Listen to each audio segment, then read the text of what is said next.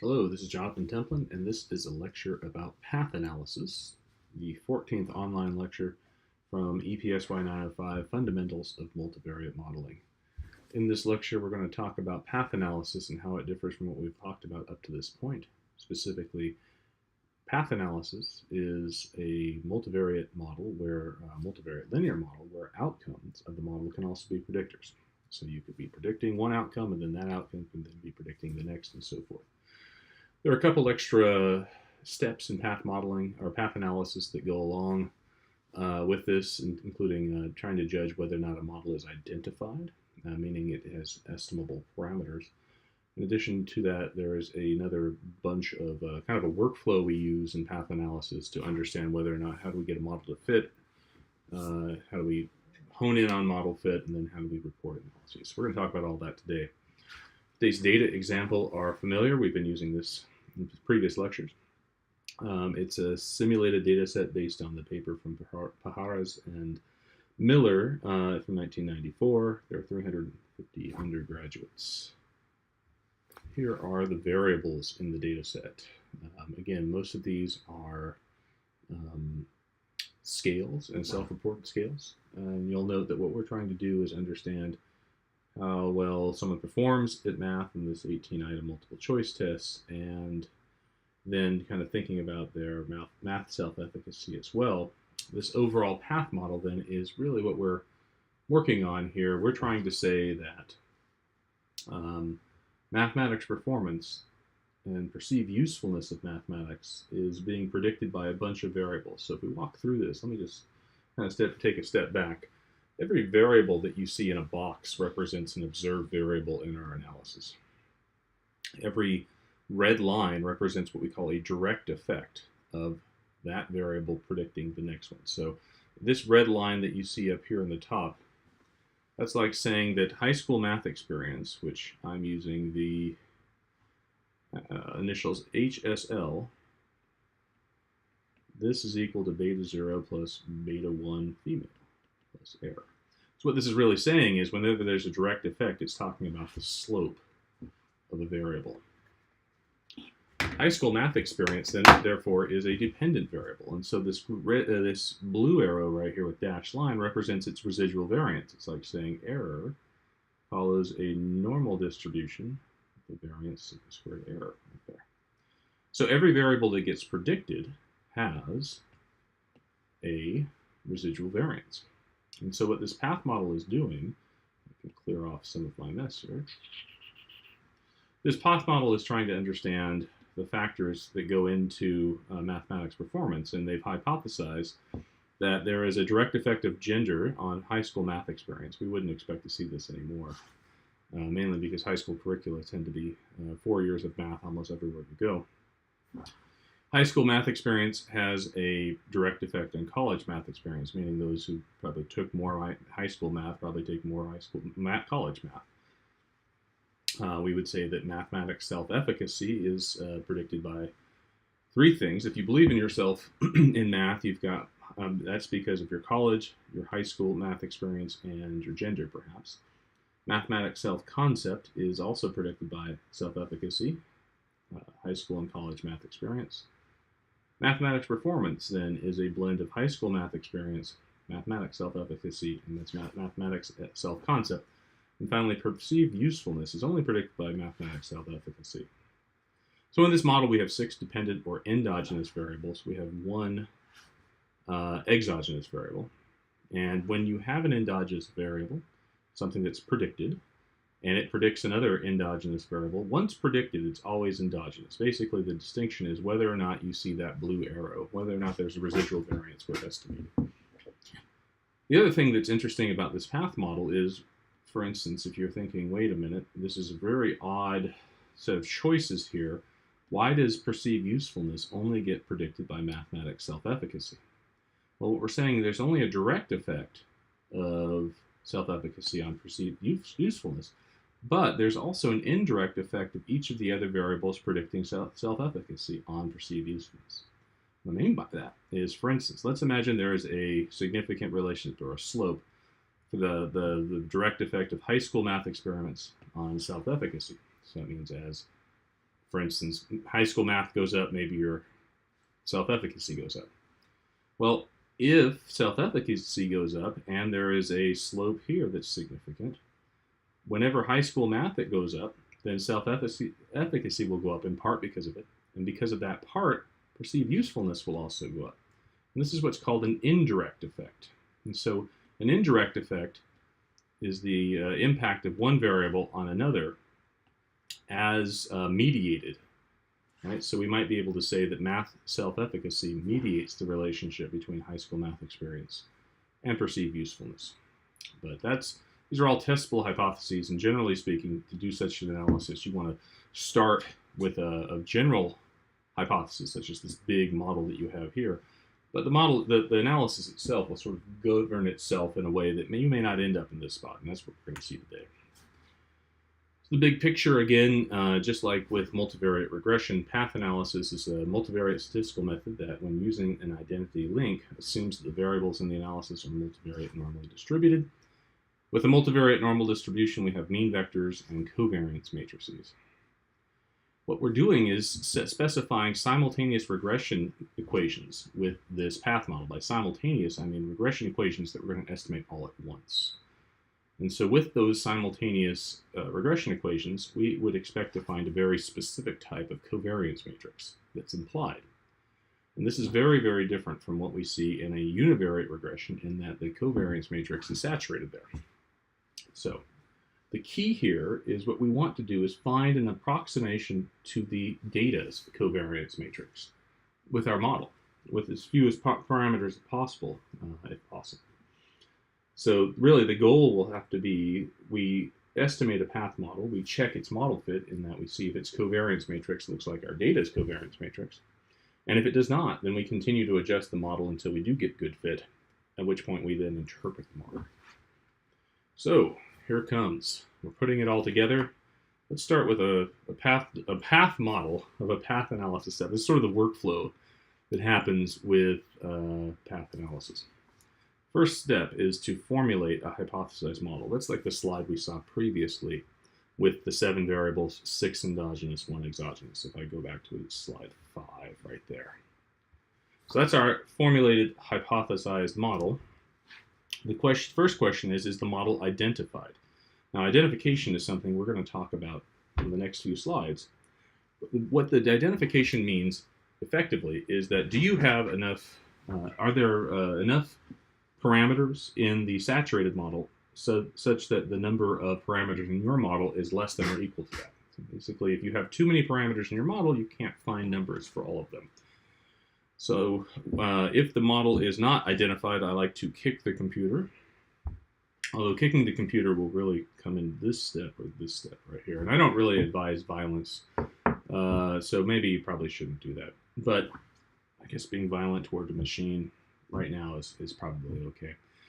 But anyway, if the model's not identified, we have to go reformulate it and then figure out if it's identified again. But generally speaking, those models are identified, at least for most cases. So then we're going to estimate the model. Today we're going to use Lavon to do that. And that's a pretty nice package that does path analysis for us, so it's pretty stable. Then we need to check whether the algorithm converge, because there's oftentimes cases where you might think your model is identified, but it may not be. So we're going to talk about that. But if it didn't converge, that's really where I like to kick the computer. Come on now, what's wrong with this? And you go back and you start all over again, trying to figure out what happened. All right, so let's imagine the model's identified, the algorithm is converged, and the estimates are stable. And by the way, for our examples today, those will be guaranteed. The next question is, does the model have good fit? And this is the place where the fun of statistics goes to die. It's really difficult sometimes to get a model to fit. So one thing that we're going to do here is really focus on goodness of fit, because if it does not, we go back and start again. We change the model, we check for identification, we estimate it, we see if it converged, and we check model fit yet again. And then if all that is true, once we have good model fit, we go in and interpret our results. So without good model fit, our results are questionable at best. So let's talk about identification. Statistical identification of path models is necessary for the numbers to be meaningful. And identification, in a statistical sense, is very difficult. It's very technical. So path models have two guiding ideas where the model themselves have to be identified, and that's globally. So you have to have overall the number of parameters your model cannot exceed the total number of means, variances, and covariances, or essentially the saturated model. That's a pretty easy one to check off. It's just a count. The other step is locally. You can't necessarily, you need to guarantee that each individual regression equation is identified. The local fit is a harder one to see, but generally speaking, for us in this class and for these types of path analyses, we can satisfy local fit by ensuring there's no cycles in our path diagram. What do I mean by a cycle? Take a look at this figure on slide 5 here. If you trace the pathways from starting with female, moving all the way to the last endogenous variables, you'll see that there's no way possible for a path to loop back upon itself. However, such a possibility could happen. For instance, if I decided to do something like this. If I took perceived usefulness and I had it predict college math experience. Now we might say female predicts math self-efficacy predicts perceived usefulness predicts college math, which predicts math self-efficacy, which predicts perceived usefulness. And now we have this cycle here. That would be an instance of a non-identified model. And in particular, model cycles are very difficult to understand. They're also more difficult to think philosophically, because if you really believe that there is some type of cyclical behavior where there's a feedback loop effectively, but you only have cross-sectional data, it's going to be very difficult to establish what's happening in a cross-section, a snapshot of your data at one point in time, this whole feedback loop that goes along. So back to slide 9, model identification. Locally, we're just going to say there's no cycles. Globally, we're going to do a count. We're going to call this the T rule. We'll see that in the next slide. So if you have both of these checked off, then you can move on. It's effectively guaranteeing you that you have identification of your model. The T rule is the count. It's basically the global identification. You need to have fewer model parameters than there are parameters in the multivariate normal distribution for you. So what we have to do with this is we have to look into our mean vector and covariance matrix and count. So the T rule for a multivariate normal states that a model must have equal to or fewer parameters than the number of unique elements of the covariance matrix of all endogenous and exogenous variables. So let's talk about that. If we have P endogenous variables, in our case 6, and Q exogenous variables, in our case 1, the total number of variables is S, or P plus Q, in our case 7. The covariance matrix of the total number of variables then is equal to the number of variables, the number of unique elements in the covariance matrix of all of our variables is equal to the number of variables total times the number of variables plus 1 divided by 2. So that's our target. We want to be less than or equal to that. So what we end up doing is we go and count our number of our regression slopes, residual variances and covariances, and then the variances and covariances of our exogenous variables to see if we satisfy this T-roll condition. What you'll note here when it comes to the covariance matrix is we're not going to talk about anything to do with intercepts of any of our equations. We're also not going to talk about the means of the exogenous variables, which are also estimated. These are typically not thought of. Really, it's the covariance matrix that governs that, and the parameters that go into the covariance are given by this setup here. Regression slopes, residual variances and covariances, and variances and covariances of our exogenous variables. So each of the missing entities are part of the likelihood function, but they are considered saturated. So let's do this. There are 3 different statuses for the T-rule identification. If the number of your observed covariances equals the number of model parameters on the last slide, you're said to be just identified, which is great. Hooray! Put a star by that one. And furthermore, you are also saturated, meaning you have perfect model fit. So that's a good spot to be. If there are more observed covariances than you have model parameters, that's also good. Hooray. That also means you're going to have model fit indices available, so you're going to have to work really hard to find model fit. Finally, the last situation is a situation you're not good, when your number of model parameters exceeds the number of observed covariances. This is not identified, so no results are available. It's a bad situation to be in. Generally speaking, we don't find that very often, but just something to be aware of when you go through this. So let's look at our analysis. We have 7 variables total. 6 of them are endogenous, 1 of those is exogenous, and there are no feedback loops. So that is our local identification. Let's take a look at the t-rule. How many covariances do we have? 7 times 7 plus 1 over 2 is 28 total. Let's take a look at how many parameters that would contribute to that. 12 direct paths, these are the regression slopes. 6 residual variants, one for each of the endogenous variables. And 1 exogenous variable variance. So 19 parameters total in the covariance matrix. That's good. All right, so these endogenous variable intercepts, they don't count in our... So our model is over-identified because we have 28 possible covariances, but only 19 model parameters. So we're going to find goodness of fit statistics. In fact, we're going to find the degrees of freedom is 28 minus 19 when we go and estimate this. So as we move forward, let's take a look at that. Taking that path diagram that we saw, and let's say on slide 13 here, and moving it forward into a set of regression equations. Slide 16 has all 6 of these. You'll note, for instance, let's start with high school math experience, HSL here. On slide 16, HSL is predicted by only the female variable. You'll note again the subscripts on each of our parameters. The first one represents the value being multiplied. The second one represents the dependent variable. It's important because you'll see for instance, we have a slope for female that's predicting HSL. We also have one predicting MSE, math self-efficacy. So to differentiate which slope we're talking about, we need something to identify the variable it's trying to predict. So going back to this equation, for each one of how you build an equation like this is to start with the number of endogenous variables you have. Back to 13, we see there are 6 endogenous variables, so therefore there will be 6 equations. 3, 4, 5, 6.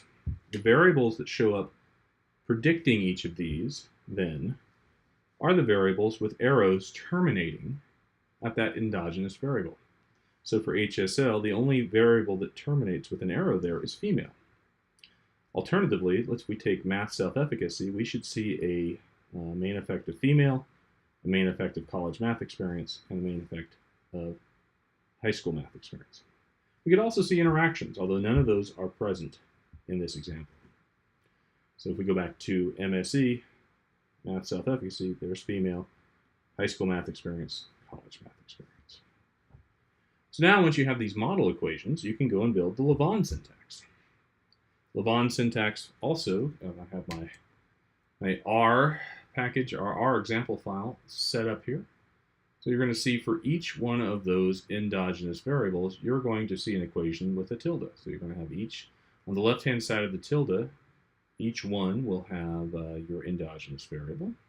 On the right-hand side will be the set of variables to predict it. I also go a little bit further in this syntax, and I also list the endogenous variable intercepts, the residual variances, and any possible covariances, although in this case I set them all equal to 0. Mainly I do this for 2 different reasons. The first being we want to make sure in the path model that the parameters we're estimating are all being estimated by the software. So each software package does things a little bit differently, and for us to make sure that we're correct, we're going to have to put everything in the analysis. It takes a little bit of time.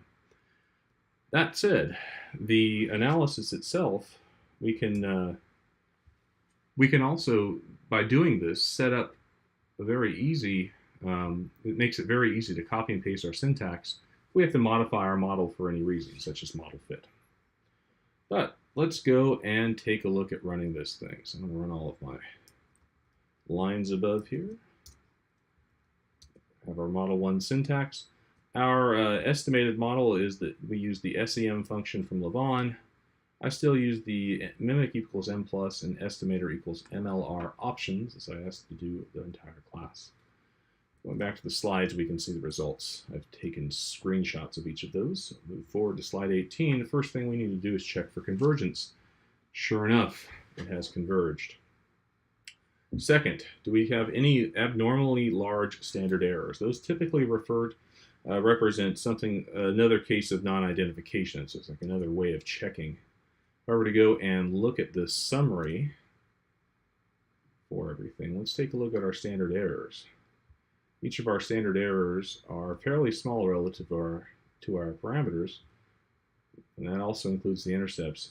Now you might say, oh look, there's a big standard error here for variance of usefulness, or a big standard error for the variance of math self-concept, but both of these are larger estimates, so those are in line with what we would normally see. By large standard errors, that means something that, if your estimate's somewhere around the value of 2, but your standard error is 150,000, something that's orders of magnitude larger, that is a case to not believe the results. So we've got if we go back to our flow chart of what to do in a path analysis, we found out the model was identified, we estimated the model, we found everything converged and was stable. Now the next question is, does our model have good fit? So on slide 19, you'll be able to see the goodness of fit statistics here. These are the ones that we have talked about in the previous weeks, but I'll talk about them a little bit more here. The very first step is our likelihood ratio test. This is comparing our model with a saturated model to see which model fits better. We can tell with this right here, our model, which is the null hypothesis, this p-value indicates our model should be rejected, so therefore it does not fit the saturated model. That is a very common feature of path analyses. So there are other goodness of fit measures. So people will talk about why that might be the case, perhaps because large sample sizes can have very big power for detecting misfit is one of those. But for us, let's just go forward and think about the other estimates that we have here, the other pieces of information. The next is the root mean square error of approximation, or RMSEA. We want this to be less than 0.05. This 0.126 is not good. The next set of model fit indices are the comparative fit index and the Tucker-Lewis index. Both of those we want to be above 0.95. Both of those values are not good. So far we are looking at not good fit. Typically, when I look at these and they don't fit, I don't really care to look at the rest. So based on this information, we think our model does not fit the data. So, if our model does not fit the data, we need to go and figure out why. So another thing we can do is to go and modify our model based on the ideas that we talked about in the other online lectures, particularly looking at residuals, residual covariances, how well our model covariance matrix matches with the data's covariance matrix is where that comes from. The other thing we can look at is modification indices, and I'm going to talk about both of those together. Now, to modify a model, we typically want some type of good theoretical rationale as to why we might want to add or subtract paths. But in the absence of that, like we have right now, I'm not into the field that, where this data come from. Don't really know what's a good theoretical rationale. But we can still take a look at the numbers and try to hypothesize why that might be. So we're going to look at the normalized residuals right here. And we're going to see that the largest normalized residuals, once again, this is the difference, or what we're looking at is the difference between our model's implied covariance matrix and the covariance matrix from the saturated model, or the covariance matrix in our data. The normalized residuals provide us a scale that's uniform to describe what each of these, where a big like misfit might happen, in that these things, the numbers in the box there are z-scores. So just like a z-score, if we see a z-score that's above 2 or less than -2, it sort of focuses our attention on what might be wrong with the model. And sure enough, there are two values there that seem suspect. One is the residual covariance between math self-concept and perceived usefulness of mathematics. The other is the residual covariance between a person who's female and the number of college credit hours in mathematics courses. So, mapping that onto our path diagram, the parts in black represent the areas that have a big covariance. To fix this, to talk about these covariances, one of the reasons why they're big is that there's nothing that directly ties the two variables in the black boxes together. Now, there are ways that we can tie those together. Right? If we put a direct effect of female on college math experience, sure enough, we would improve the model fit in that region because this direct effect functions like a covariance. Similarly, what we could do is add a direct effect here between math self-concept and perceived usefulness. The other thing we can do is, in the case of these two variables right here, we can also add a residual covariance between the two. So those are sort of our options. Now, if we go and take a look at the modification indices, now remember, modification indices talk about what the improvement in the likelihood ratio test chi-square would be. Pardon me, I'm circling the wrong box here.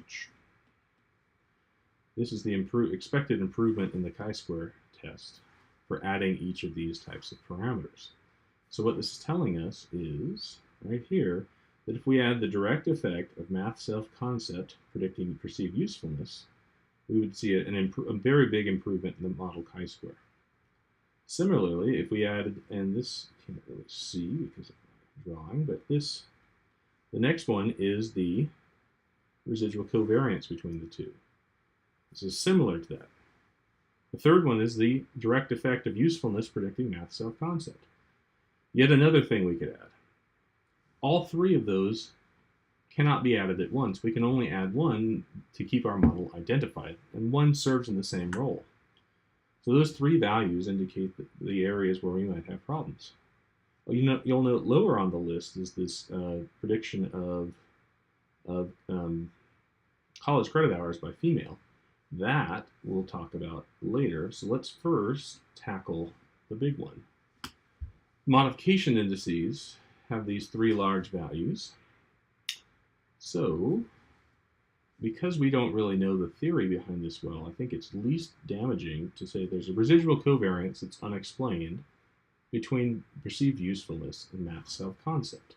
By unexplained, we're saying that the model does not fully describe the covariation between the two, but we're not sure what that covariation represents, and we're sort of leery about using that in some other type of model analysis. So if we wanted to add this residual covariance, we go back to our model syntax, and here we take the 0 off in front of MSC on the usefulness line. And that will estimate this residual covariance. How it looks in the path diagram is now we have a double-headed arrow connecting these two variables. So now, once again, we can check the model fit. Sure enough, there are 20 parameters. Let's check identification, pardon me. We now have 20 parameters in our model for 28 covariances, and sure enough, that's where we need to be. It's empirically, or it is over-identified, so that's good. Now, when we look at model fit, the likelihood ratio test gives us a p-value of 0.072, so we would say, hey, we're pretty close to good fit with the saturated model. I'd actually feel very happy if that were our result. Similarly, when this test goes well, you're going to see that these other tests go really well as well. The RMSEA is now 0.048, which is good. The CFI and TLI are also above 0.95. So overall, we would say our model fits the data quite well. Now, I'm a little bit excessive when it comes to model fit, so I want to go back and take a look and see if our residual covariance, our normalized residual covariances, to see if there's anything else that's big. Here's our normalized residuals. You'll remember the last time the one that was big was this math self-concept versus usefulness, and now that number is no longer big anymore. Instead, what we see is a large residual covariance still with female and college credit hours. Similarly, we can look at the modification indices, and we'll also see a list of variables we could add. that could help us improve the model fit. And with that, I think it would be nice to actually, what we're going to talk about here is those numbers here in the modification indices. This value right here is the expected difference in the chi-square for the likelihood ratio test of your model and the model that adds this one parameter specifically to it. Now that likelihood ratio test follows a chi-square distribution. 3.84 is the critical value, like your alpha of 0.01 value, critical value. So if it's bigger than 3.84, you'll say, wait a minute, I would have a significant test statistic. You'll also see these other values talk about how big the parameters should be in the new model. But those are approximations. Before, when we added this residual covariance, it told us we would expect the residual covariance to be 70.912. When we estimated the model, it was actually 70.249. So it was pretty close, but not exact. We also expected the modification index to be 41, or the difference in chi-squares to be 41, and it turned out it was 58. So again, pretty close, but it did improve model fit. So now we can take a look at some more of these parameters. We can go and take a look at, because the model fits pretty well, we can take a look at these and see what happens. Right here. So where we have, as we can take a look at, there are two direct effects in our analysis that are not significant. We can actually remove those. Those aren't really going to hurt us to remove them. So here we see that the slope of high school math experience predicting performance was not significant, so we could potentially remove it. That one right there. That's this one. And the slope of female predicting high school math experience is also not significant. So we can remove it. And we can re-estimate the model. So why I'm removing these? Now, it's not necessary always to remove these model parameters. But what you're going to find is the fewer parameters you have that are needed, the more the power you have to detect other effects. Now, it may not be a huge increase in power, but it does help, and every little bit does help as we go forward. So we're going to take a look at our new modified model. I can tell you that this model fits our identification criteria. We've actually removed two parameters from it. We can take a look at our syntax. You can see the variables were removed. And now let's take a look at model fit. Still pretty good fit, but just to be a little bit more certain, or just to keep kind of showing you this demonstration for what we can do, if we looked at our normalized residuals, we'd see that there's a big one, or our modification index, and we can see that there might be a direct effect of a person being a female on the number of credit hours in college math. So we're going to add that path. Now we're going to estimate our model. We'll see our overall saturated model p-value is very large. So we'd say our model fits as well as the saturated model. Our RMSEA is 0.025, so that's really good. We have no modification indices that are bigger than 3.84. And so this is going to be our analysis, our model that fits the best. So we're going to go with this. Now let's interpret the results. So here, each of these results for the regressions section represent the way you interpret these is the same way you'd interpret your result in a typical linear model or regression. Right? So we take the estimate here. A 1 unit increase in math self-concept relates to a 0.4 unit increase in performance. So that is the estimate, or the raw estimates. Now if we go and look at the standardized estimates over here, std.all, it changes our interpretation slightly in that we no longer say 1 unit increase, but now we talk about 1 standard deviation increase. Right? So this tells us for 1 standard deviation increase in math self-concept, then performance goes up 0.234 standard deviations. Now, why standard deviations are important and why standardized parameters are important are that these effectively are comparable on a comparable metric, whereas the raw estimates are not. These depend on the actual numbers that go into it. So for instance, you might say, wow, look at that. High school math has a big effect on math self-efficacy. But that's because high school math actually is in smaller units. So once we standardized, or very small units, right? We talk about the number of courses you took in high school. Well, that might be up to 4, 1, 2, 3, or 4, right? Most people have 3 or 4. So here you're not going to see a big effect. You're going to see a big number there because that's the only way it can increase math self-efficacy. But really, once we standardize it, once we talk about the standard deviation, you'll see that that effect becomes much smaller. So this helps us compare the sizes of effects across variables if we wanted to do that.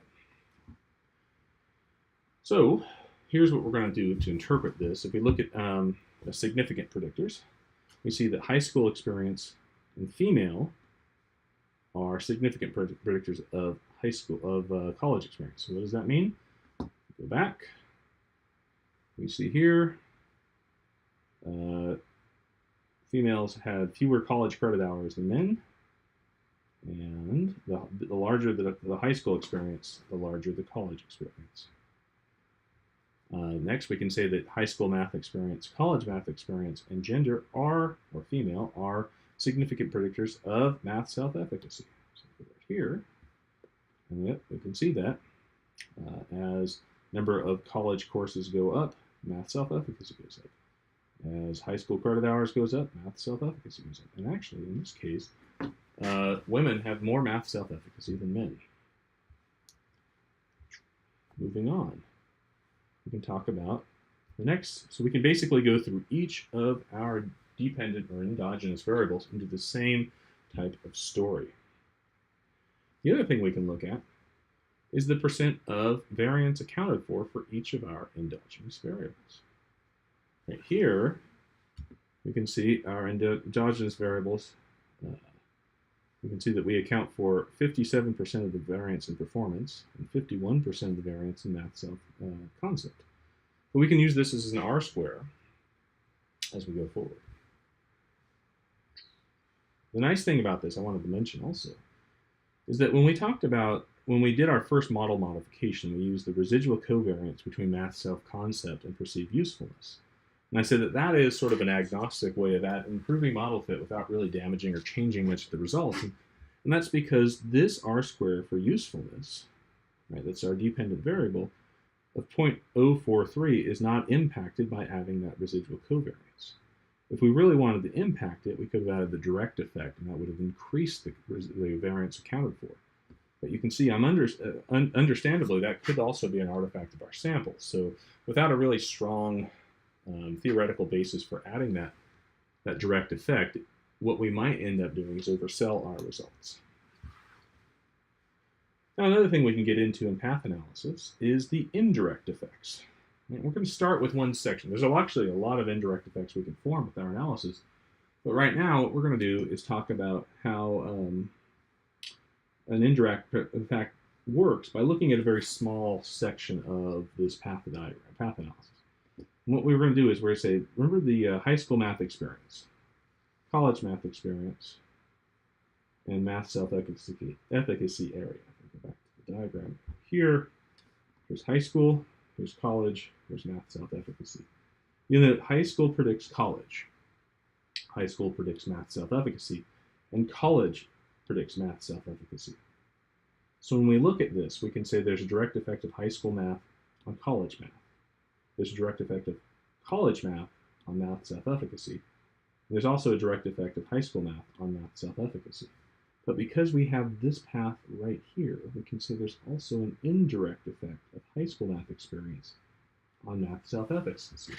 In that, if high school math experience goes up 1 unit, then college math experience has another increase due to that high school math based on its regression slope.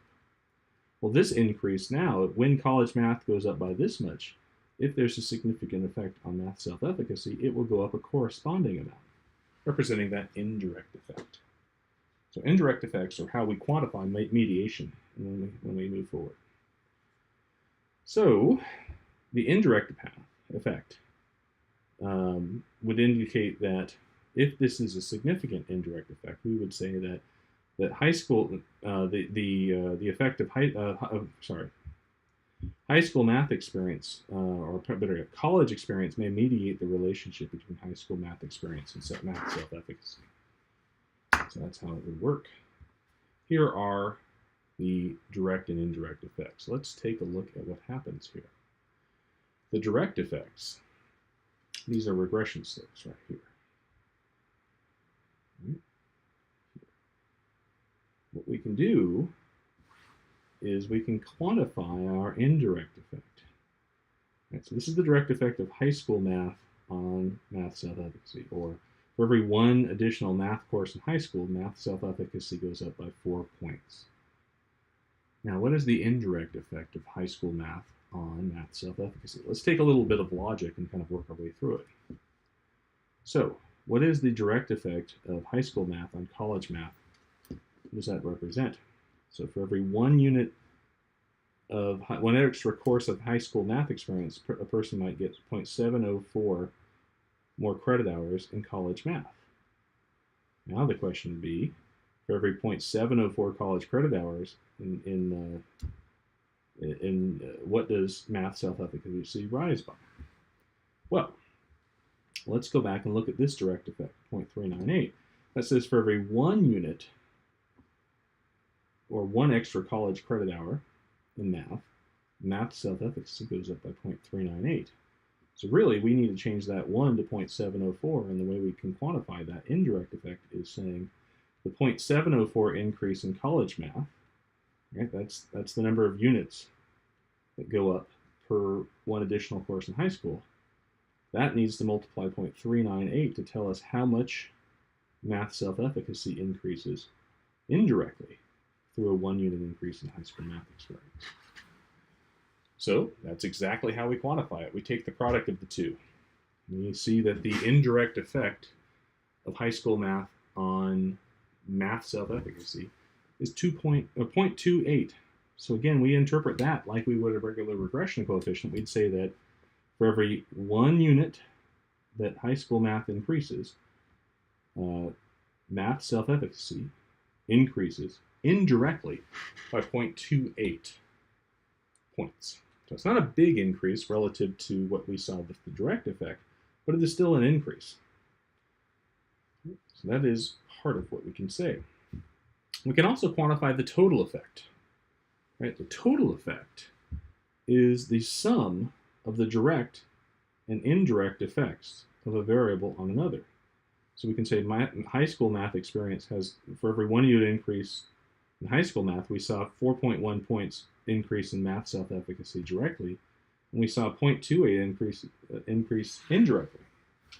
So when we add those two together, we see that the total effect for every 1 unit increase in the high school courses, you see that math self-efficacy goes up total 4.443. So that is an interesting way of also quantifying what happens with these analyses. Now, we can actually build hypothesis tests for these parameters. And we typically use some type of bootstrap or resampling technique to get the p-value. And the way we do that, I'm going to switch over to the Lavon code a little bit, because this will help describe sort of a nice feature of Lavon.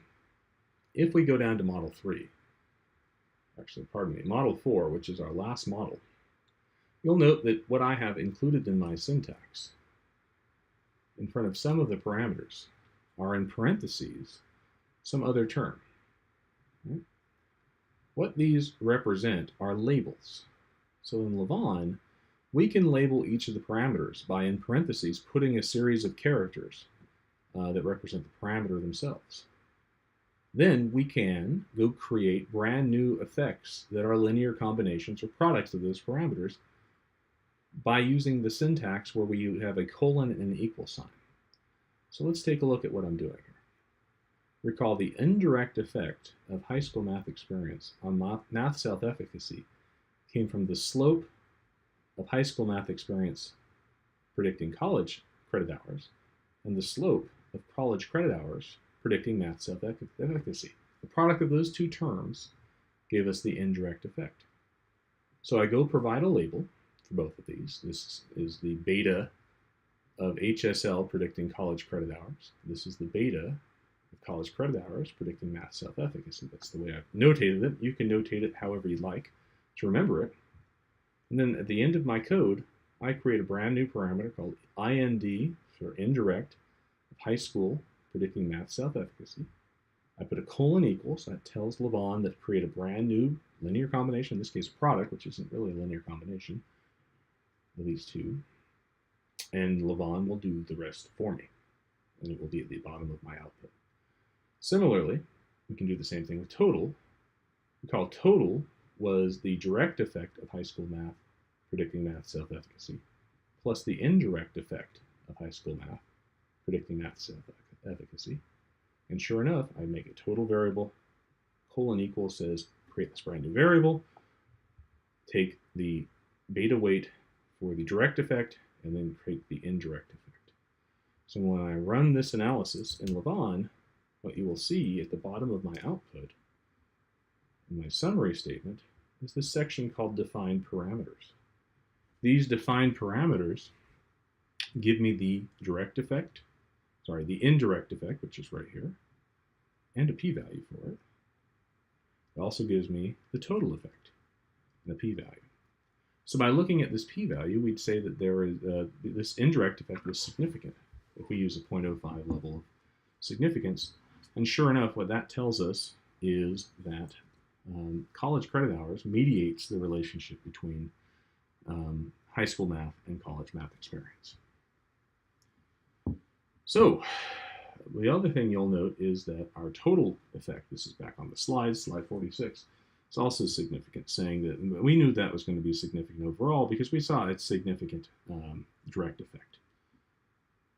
So that almost summarizes what we need. There are a couple other considerations to think about when you're getting into path analysis.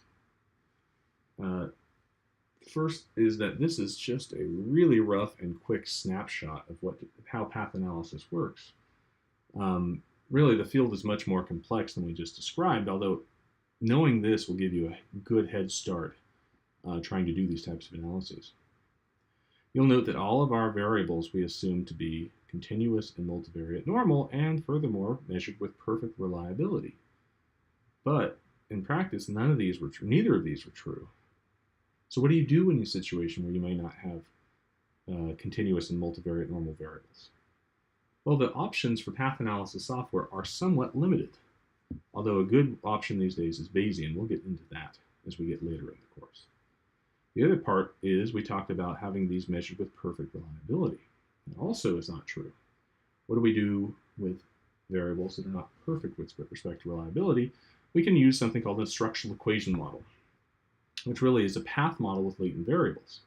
The latent variable side helps to quantify the measurement error, or the lack of reliability, and partition it away from the effects themselves.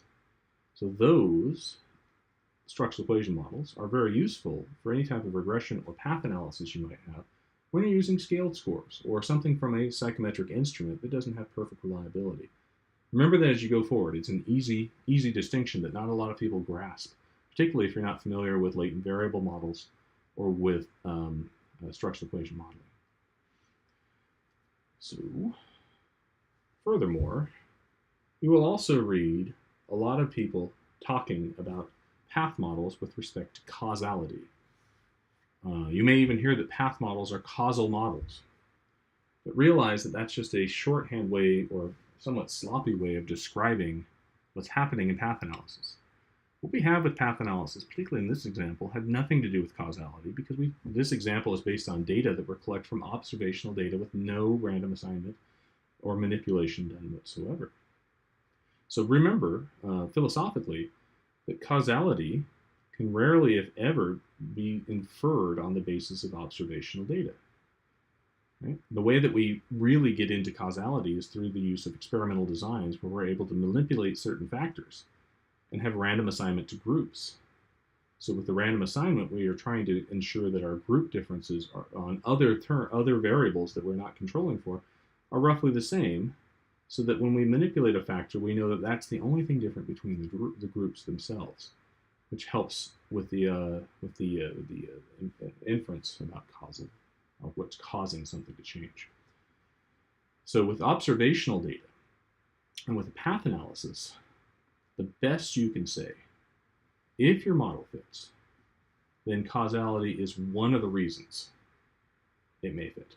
But really, it could be that there are other ways to describe what's happening with the same result. In fact, what I didn't mention in path analysis is that there are a series of equivalent models we could have run by switching the direction of the arrow.